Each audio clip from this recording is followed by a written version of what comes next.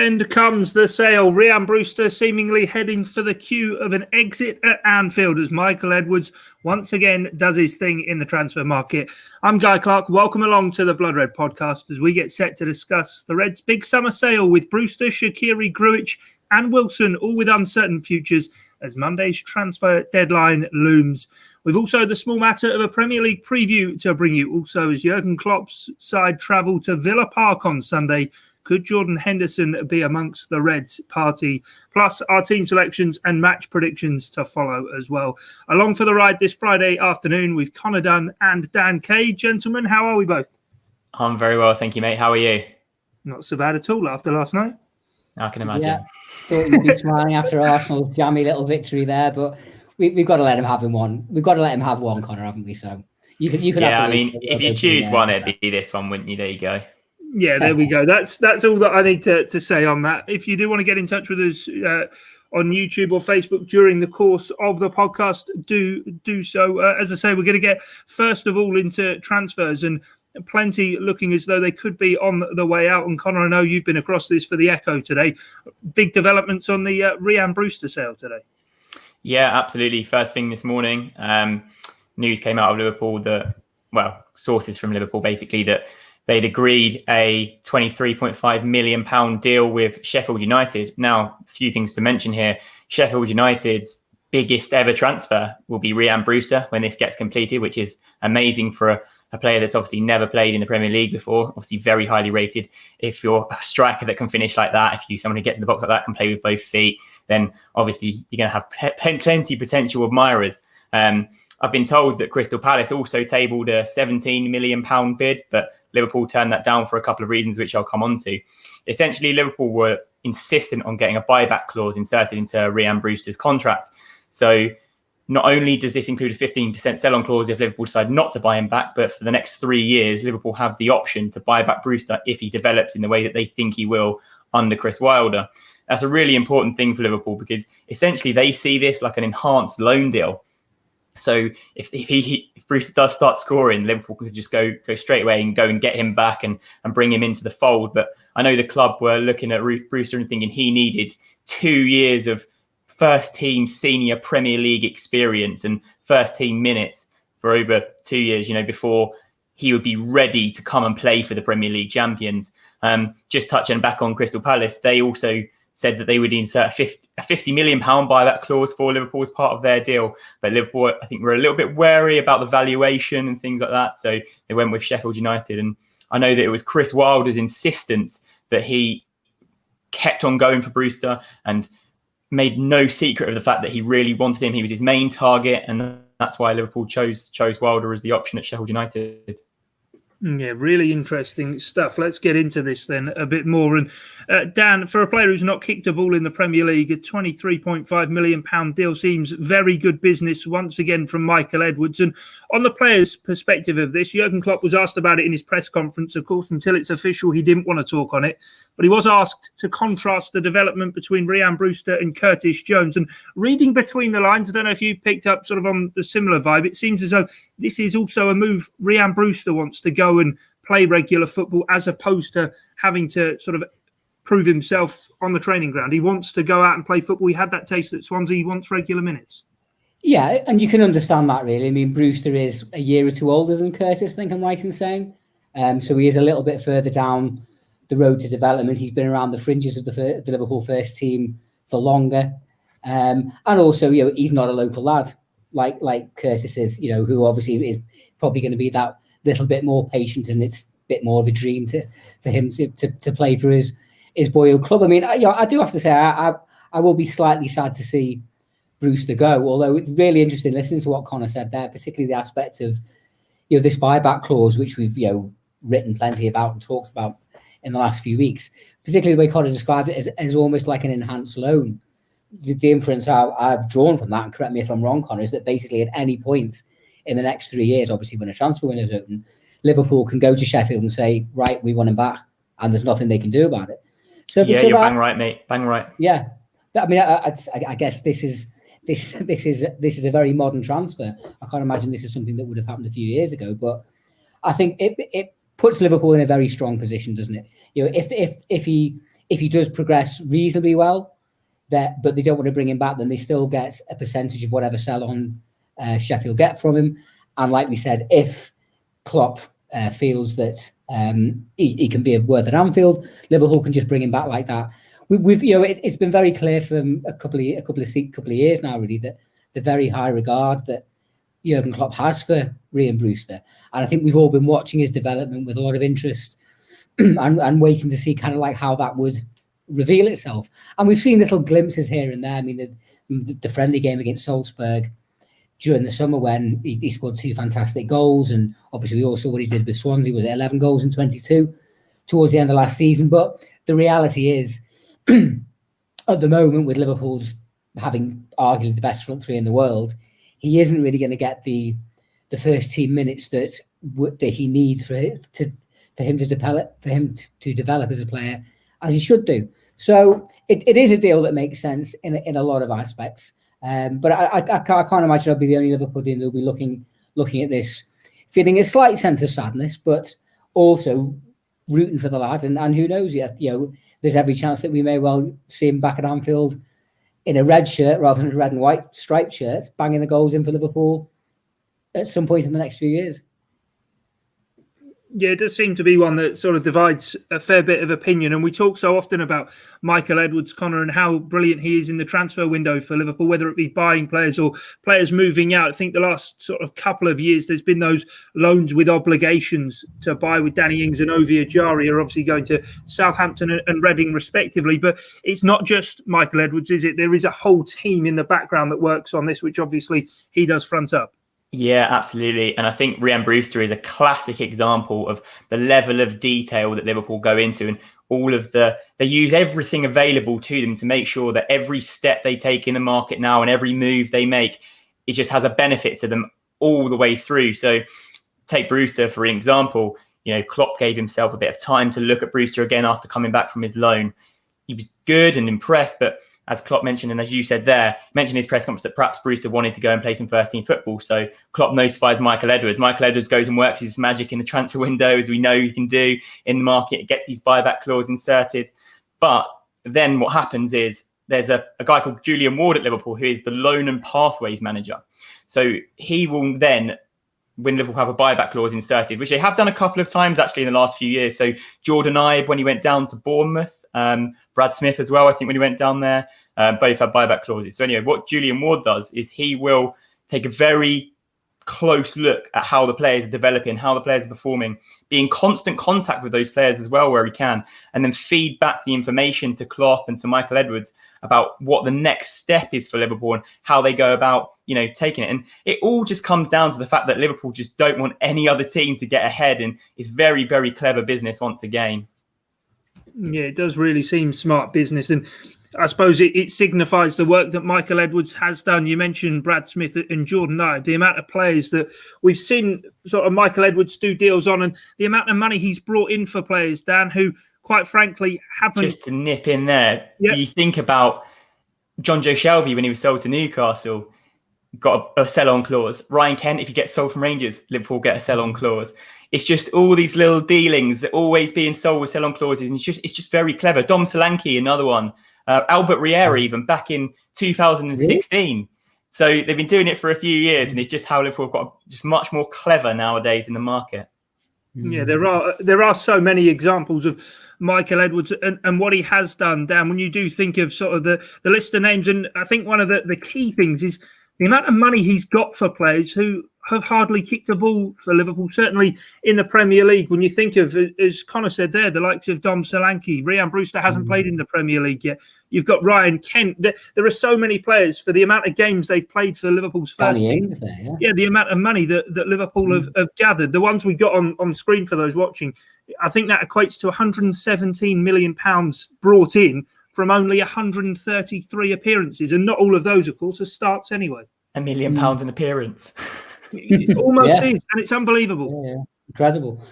I mean, this all just illustrates, doesn't it, why Liverpool are now held up across the world of football as the benchmark, really, as to how to do your transfer dealings. And it's not so long ago, nearly 20 years ago, Liverpool signed 2 goalkeepers on the same day. But it's all right. It's only 5 years ago that Liverpool ended up by Mario Balotelli and Ricky Lambert, having come this close to winning the league. And the word that strikes me is about this, the transfer strategy and organisation that Liverpool have now, it's forensic. It's so well organised, it's so well thought out. The attention to detail is clearly elite and market leading. And this is, I think, one of the clever things about it as well. I think there was always a perception with some of the big clubs, particularly like to Chelsea, who hoover up lots of players, that it's almost like an additional revenue stream. You buy up young players that you're not even necessarily looking for to be first team players. Obviously, you hope that's the case, but the kind of like, if that doesn't happen, then a genuine part of the business is buying and selling on and making profit on young players. And I think that's been the case for a lot of big clubs for a long time now. But it was there in principle, but in reality, I'm not sure how it actually really played out. It seems now that Liverpool are really punching their weight in this department. They are bringing in extra revenue on this basis. I saw a couple of tweets around about lunchtime going, how does it make sense to sell Brewster and to keep Origi? Now, I mean, you can talk about Divock Origi until the cows come home. The way things have gone over the last couple of years, I think you can make a strong case to say Liverpool would be stronger to have Brewster as part of their striking quartet or quintet for this season than Origi. But the reality is, at the moment, presumably, with 4 days to go to the end of the window, there haven't been the kind of bids for Origi that they want.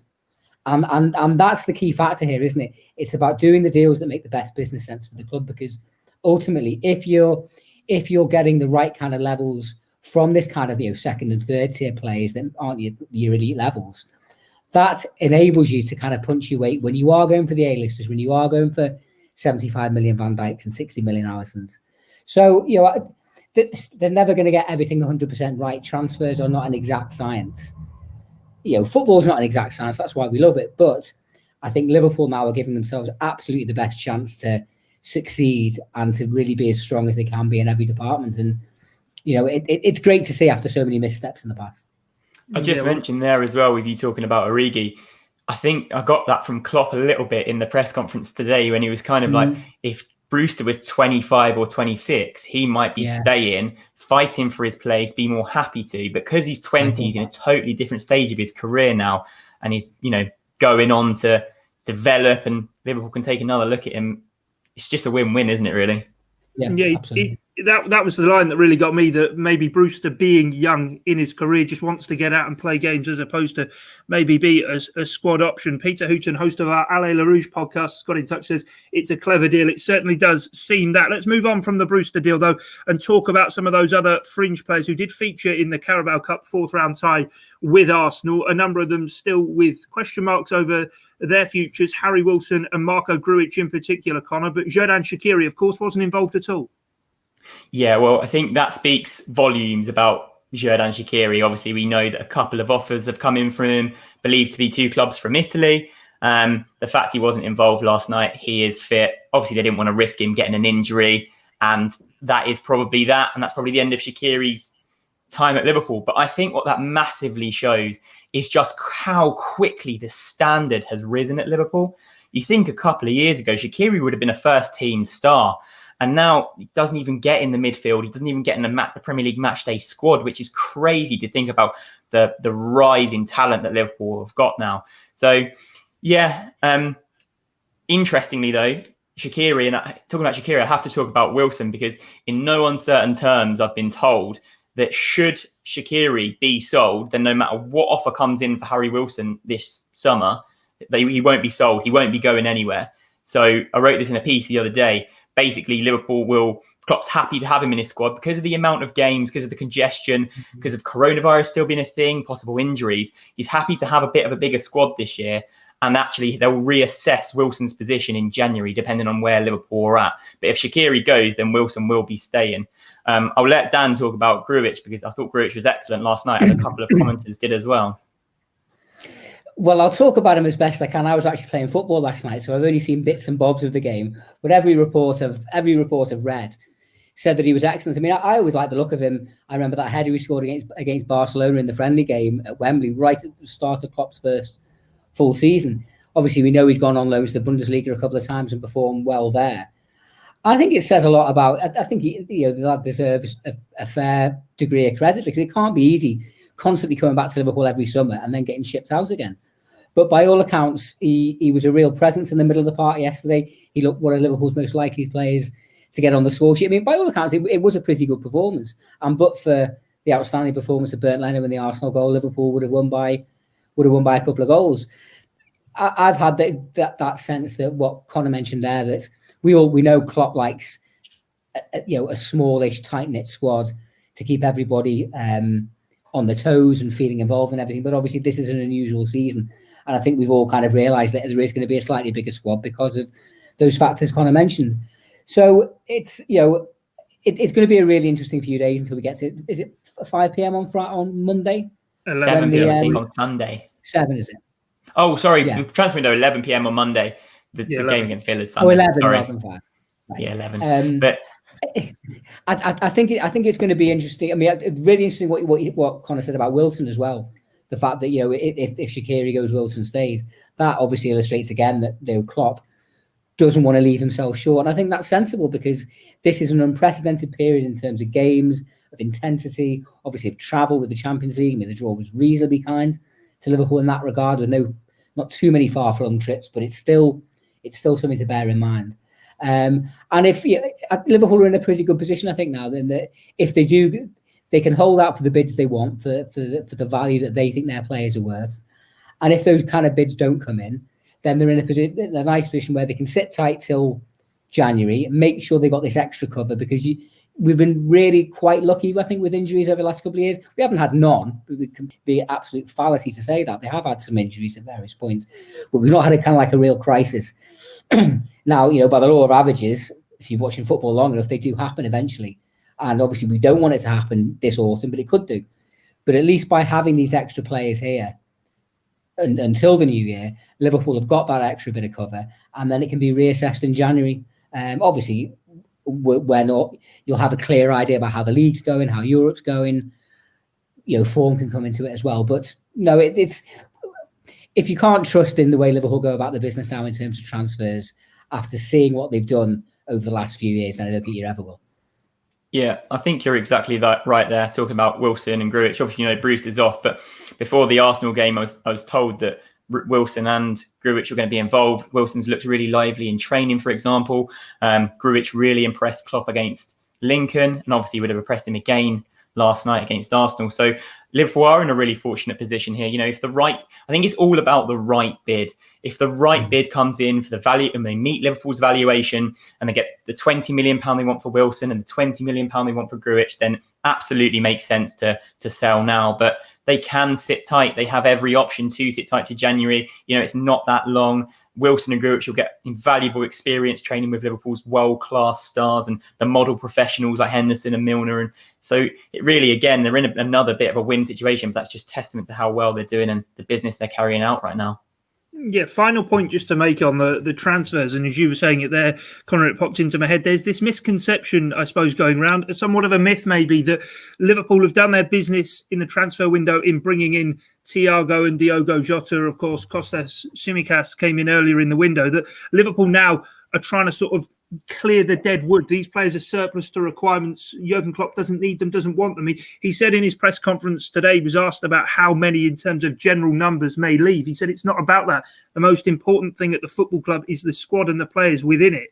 And therefore, there's this feeling that Michael Edwards' reputation of getting very high fees for players may not be able to continue because Liverpool wouldn't want these players. From what you're saying there, it seems to be sort of completely the opposite to what he's playing out. Jurgen Klopp wants these players around, and the only way they're going to be leaving Liverpool is if good bids come in for them.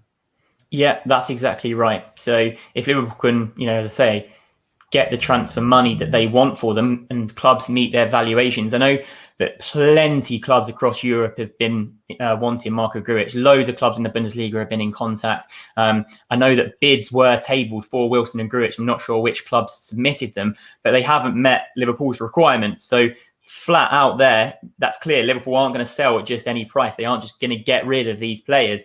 So although it might be in terms of incomings they're done. Although we were told earlier in the window that it's very fluid and it could go very late on. You're thinking of a centre-back, very, very possible, but unlikely. But there's no rush to just get rid and clear out, because actually they're in a bit of a situation that they don't know, really. They've never seen this situation before. They've never had such a short pre-season. Coronavirus has obviously never been a thing. And all these things are going to come into play, particularly, you think, in December, when clubs have already played so many games. You think of Tottenham this week have played, 4 games in a week. So coming into December, when this isn't like a traditionally ridiculously busy period, I think we might see the big squads start to come into play. Yeah, certainly. Well, let's move on then. And talking of sort of squad building, as we were just before, and the makeup of it for Jurgen Klopp, his final question in his press conference today, Danny, was asked about, obviously, players going away on international duty in the current climate as it is. Liverpool's 3 Brazilians, Alisson Becker, Fabinho and Roberto Firmino, all set to be part of a squad that do face Peru. I think it is at 1 a.m. on Wednesday morning, as it is for us over here. And Jurgen Klopp saying, well, in a truncated season like this, we know England, for example, have 3 fixtures in this upcoming international break. It's all too much. Yeah, well, it's not the first time Jurgen Klopp has expressed his views about the intense burden and demands on the modern footballer and international football. I think he actually used the phrase, I think he was talking more about the Premier League or UEFA? He actually said they don't care a couple of times, didn't he, today? So that he was clearly bristling a little bit. And I think he's got every right to bang the drum. He isn't just jumping on a bandwagon here, is he? This has been an issue that Klopp, and let's be fair, plenty of other managers have spoken about at some length and raised the concerns about for a number of years. And they've got a point. You can't just keep flogging players, making them travel here, there, and everywhere. All right, we know they're highly trained elite athletes, but it's not. I would think it's not just the physical intensity; it's the mental intensity as well. Building yourself up for these games, the pressure these guys are under to perform at a very, very high level.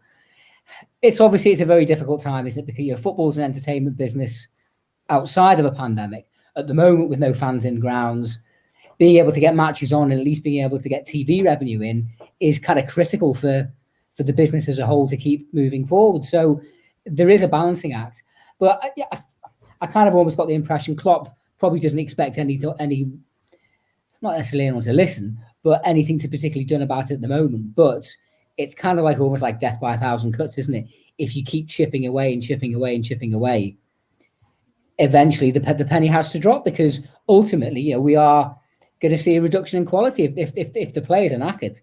And I say again, not just physically but mentally. The games aren't going to be as good. It's not going to be as good a spectacle. And and there's a duty of care element as well. These are human beings. These are fellas with families and lives, and they need to be protected in their place of work, just like we all do.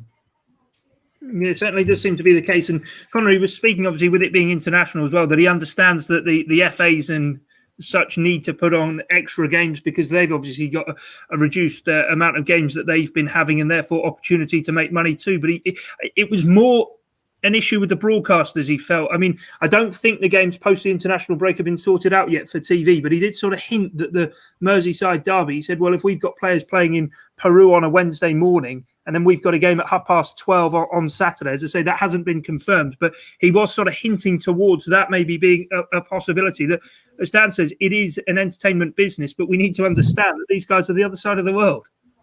Yeah, I was actually going to mention exactly that. So I'm glad you brought me onto it, to be honest.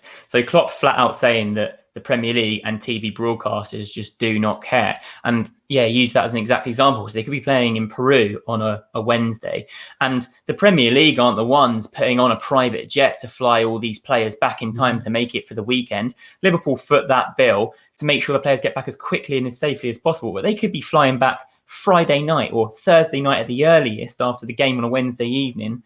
So, if they're landing, having to readjust to time zones and then coming in to play an early game on a Saturday in a Merseyside derby, it's not great. And as you mentioned, obviously, it's not confirmed. The time of the kickoff hasn't been confirmed. But I mean, it's not a good situation if that is going to be the case. And obviously, Everton are going to have players in that boat as well. You're thinking like Richarlison, James Rodriguez, Colombian. So, it's not just Liverpool. And I think that's the point that Klopp really wanted to make, that he bangs this drum, but so many managers are just are really, really concerned about player welfare. And it goes back to the point as well about him really wanting 5 substitutions, and the fact that England are the only league in Europe without the 5 subs. And even in the Nations League, when England go and play, they'll have 5 subs. The internationals will have 5 subs. So why? I know it came down to a Premier League vote, but it does seem rather silly not to just fall in line with everybody else that's doing what they're doing, especially when, we tried to do our own transfer market last year, had a bit of an issue there. Why we try and go our own way and make a stand about things that we just don't need to? It seems utterly silly, and I can completely get where Klopp's coming from. As you say, it's an entertainment business, but if the people that are doing the entertaining are tired and are not ready and can't play, then we're not going to be that entertained. No, you couldn't have put it better myself. But let's get on then to the game, the entertainment to follow this weekend, a trip to Villa Park. And Dan, this was probably one of the abiding memories from last season. Liverpool going to Villa Park, falling 1-0 behind, and then the late show from Andy Robertson and Sadio Mane that got 3 crucial points at a time that obviously Liverpool were beginning to move away from Man City.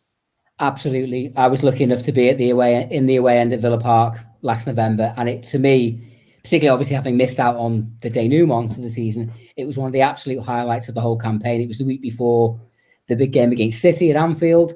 At half-time, with Liverpool losing, there was the prospect of City possibly going ahead of us the weekend after if they'd won at Anfield on goal difference. Villa Park's a great ground anyway. It's so much history there. Liverpool's been there many, many times, the semi-finals and so on. And it was just, for me, really, it's easy to talk about with hindsight, but for me, that was the week the title was won. To come back against Villa and then battering City at Anfield the week after, which I think made the lead 9 points. And I don't think there was ever any coming back from that. So there's positive memories for Liverpool there. But Villa have had a great start to the season, haven't they? Top of the league. They were only 2 from 2 rather than 3 from 3. But, as a side that only preserved the Premier League status on the final day of the season in their first year back after 4 or 5 years out of the top flight. I think obviously a historically big club, former European champions in 1982.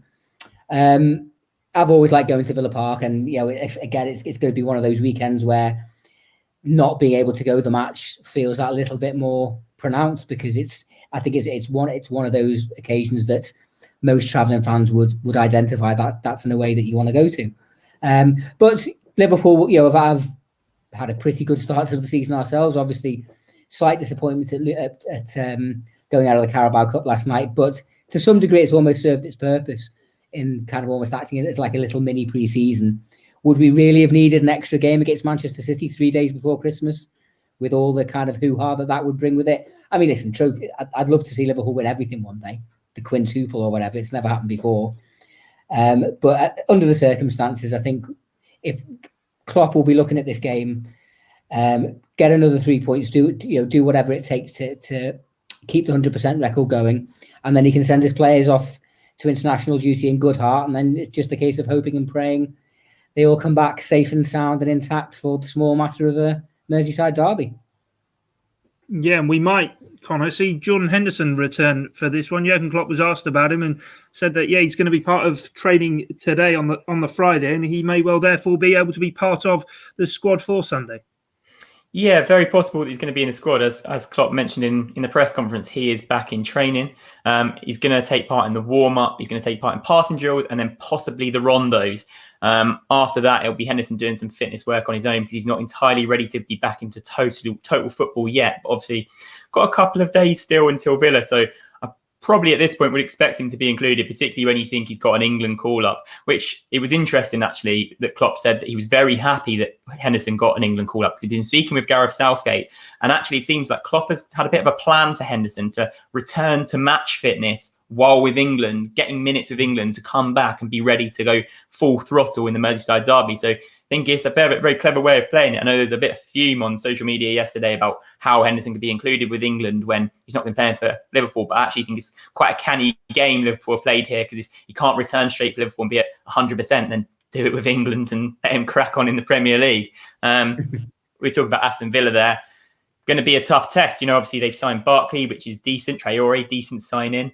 Made 100% start to the season. I know Grealish is not injured anymore. He's come back, so going to be decent. It's going to be a tough test at Villa Park, and obviously Liverpool going to have to just go fully at it. But we'll obviously come on to score predictions. I fully expect them to have enough.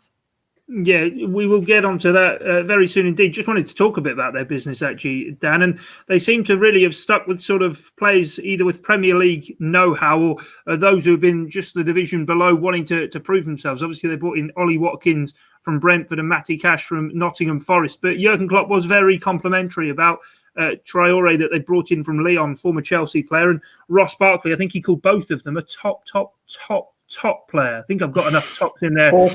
He was, he was very glowing in his praise for them. Yeah, well, Villa, as we know, gave us a tough time at Villa Park in November, and they put up a pretty good performance at Anfield in June, didn't they? When the league was already won, Liverpool won 2-0 in the end, but I think I'm right in saying both goals came in the last 20 minutes. And and Villa were fighting for their lives at that stage. I think they deserve a lot of credit for the way they've gone about the business really since they come back into the top league. They haven't spent stupid money, but they seem to have spent it reasonably wisely. I think Ross Barkley is an interesting one. He scored against Liverpool in the FA Cup last year. Yeah. And obviously as an ex-Everton player, he'll be, and a Wavertree lad, he'll be wanting to stick one on the old enemy. To be fair, it's very rare that you see Klopp be anything less than complimentary. But you get the impression that Dean Smith, the Villa manager, he's a Birmingham lad, a big Villa supporter himself. It's maybe similar to Chris Wilder. He's not a superstar manager. He had hardly a playing career. In fact, to us, I didn't even know if he was a player.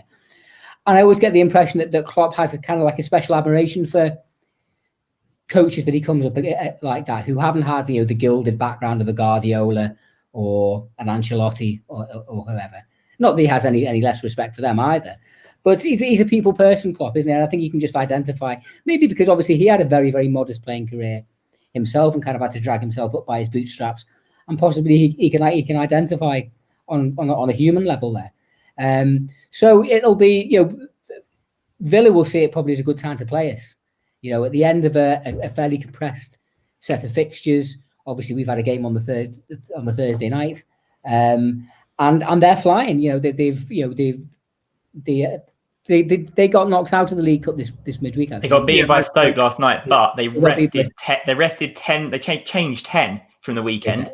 So they have Liverpool in mind with that, absolutely. Yeah, well, they've clearly put their cards on the table and shown where their priorities are. So they'll be fancying their chances and they'll come and have a go. But to some degree, if they do actually have a go and try and attack Liverpool, that's probably what we would want, isn't it? Because I think if teams try to attack, often they leave spaces in behind. It's often the teams that sit very deep and say, "We'll break us down." That sometimes can be problematic. But this Liverpool team, maybe after a slightly sketchy opening game against Leeds, I think have clicked into gear pretty quickly, bearing in mind, they can't possibly be 100% fit yet. But I think, particularly the second and third league performances against Chelsea and Arsenal show that this side is very, very determined to put a marker down, to put a statement out there and say, we want our title, we want to keep hold of this title. If you're going to take it off, you're going to have to do something pretty special. And I would expect we'll see a similar performance on Sunday night. Yeah, before we go then, let's go through our team lineups and our match predictions. Do send your predictions to us. We'll get to them shortly, but not before we get through the team. I'll go with the goalkeeper, Alisson Becker. Connor, you can go with the back four, and then we'll discuss that off the back. Well, it's going to be Robertson, Trent, Gomez and Van Dijk, isn't it? I don't see any other back four, how any other back four can start. Yeah, Dan, you in complete agreement there? Can't argue with that. You can choose the midfield then. What's the three in there, Dan? That's the Hobson's choice, isn't it? I'd be very surprised if we see Jordan Henderson thrown back in. Can't see that happening. So it'll be Fabinho, who's been in fine form so far this season, Gini Wijnaldum, and you're always half tempted to throw Curtis Jones in because that's who he got his first goal against. But obviously, he played the full 90 last night. He certainly started, didn't he? So it'll be. I even though he hasn't maybe been grabbing the headlines or the goals that maybe people expect. So I think Naby Keita's had a fairly solid start to the season. So I would continue with Naby. Yeah, Curtis Jones, incidentally, is in the England under-21s, isn't he? Got his first call-up for that. And Jurgen Klopp said in his press conference, Connor, that if we put Curtis in to start any Premier League game, no one goes to sleep worrying about it. Would you put him in there, or are you in agreement with the three Dan's gone for? No, I think given that Jones played last night and Keita was rested, you've got to put Keita in. I think although Keita hasn't quite got the assist or been the attacking force that many expected, I think Liverpool maybe used him a little bit of a different way. The way he's been pressing, the way he's been running, the way he's been sort of moving the game around and sort of dictating the pace a little bit, which is not what we've seen from him a lot. I think he's had a little bit of a different effect on Liverpool to maybe what we've seen from him. I've been quite enjoying his performances, so definitely him for now. But Jones is knocking on the door, isn't he? It certainly does seem that way. And as for the forward three, Divock Origi started on the bench in the Carabao Cup. Is he getting a start then? Not for me. It's the time served, time trusted, elite front three of Salah, Mane, and Firmino for me. I hope Divock Origi still has a part to play this season. We all know if he'd never kicked another ball after June 2019, he'd be a Liverpool legend. But I still think he can have something to offer. And it's just a case of him kind of, reading the signs, improving, finding a way to kind of reinvent himself within the current context and making himself a viable option for Liverpool off the bench. If there was to be a change in the front three, I think more than Origi at the moment, it'd be Diogo Jota. But obviously he started last night as well. And from what I've heard, had a pretty decent game as well. So I'd expect him to be the first cab off the rank if he did want to change it or for first sub. But particularly as we're coming towards the end of this little stanza of first games, I think Klopp's just going to go strong, get that 9 out of 9, and then we can look at it again when they come back after the internationals. I think it's the one disappointment from last night, isn't it? If you were to say anything, it's not even the fact going out, but it's the fact that these sort of players, these fringe players, are just not going to get much game time anymore, really. Obviously got congested games and they'll come in from injuries and when players need a rest, but the League Cup just gives them such a golden opportunity, same as the FA Cup will, but it's just another opportunity for them to prove their worth, play, get 30 minutes, etc., but not to be. But yeah, it's got to be the front three, especially with Jota and Minamino starting last night. I don't see any other than the front three, even though Salah played 60. He's going to come in, he's going to be raring to go again for his Premier League goals. He's flying, isn't he? So yeah, that front three, the revered front three, I'm excited to see. Again. And what about a score prediction then, Connor? What are you going for on this one? Oh, Juan Campo. I'm going to agree. 3-0. Going for 3-0. To be honest, took the words out of my mouth. As soon as I saw Juan, I thought that's the Juan. So yeah, 3-0. Jota prediction, but I was going to say 2 to Liverpool, but we'll have to wait and see how it does play out. Of course, the Blood Red podcast will be back with you on Monday. Check out the Liverpool Echo for all of the build-up and match reaction as it does come in on our live blogs on the Echo website, as well as more detail on all of the Rhian Brewster movements. Connor with some brilliant writing today on the Liverpool Echo, so do go and check it out. But from us here at Blood Red, thanks for joining us and thanks for your company. It's bye for now. This is the Blood Red podcast from the Liverpool